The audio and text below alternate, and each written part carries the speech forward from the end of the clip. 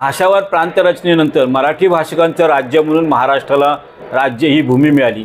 येथील या भूमीवरील सर्व अधिकार मराठी लोकांचे असले पाहिजे। येथील रोजगार मराठी लोकांना मिळाला पाहिजे। असे असतानाही उत्तरेकडील अविकसित राज्यातील लोकांनी महाराष्ट्रावर आक्रमण केले आहे।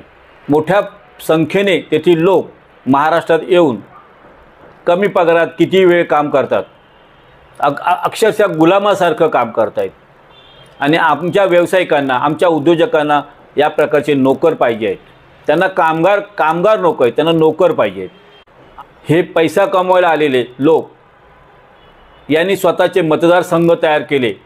आज मुंबईमध्ये 80 अधिक अमराठी नगरसेवक निवडून आले आणि याची चिंता मराठी माणसालाच नाही, कारण तो त्याच्या दैनंदिन जीवनामध्ये व्यस्त आहे, व्यग्र आहे।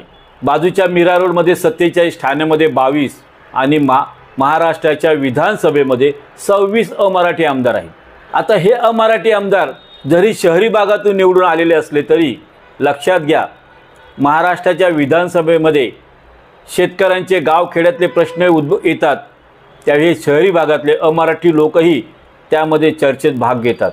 हे लोक काय मराठी लोकांचं नेतृत्व करणार? हे काय ते मराठी लोकांसाठी सुविधा देणार?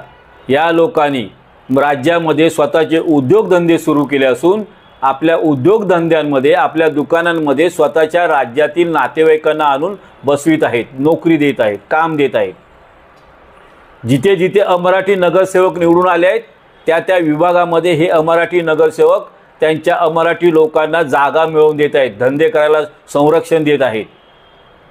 हे रस्त्यावरील फेरीवाले महाराष्ट्राच्या अर्थसंकल्पामध्ये एक पैसाही देत नाही आहेत, सगळे अनधिकृत व्यवहार सुरू आहेत आणि याच फेरीवाल्यांना हटविण्यासाठी पोलीस यंत्रणा, पालिका यंत्रणा राबवावी लागत आहे, त्यांना पगार द्यावा लागत आहे।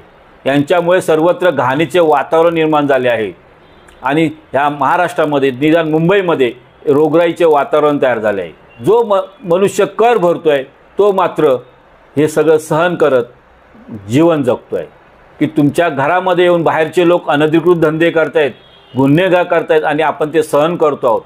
आज एकत्र आला नाहीत तर हे सर्व बाहेरून आलेले लोक एकत्र येऊन तुम्हाला बाहेर काढणार आहेत।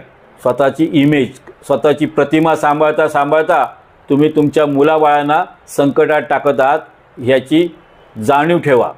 जय महाराष्ट्र, मी मराठी।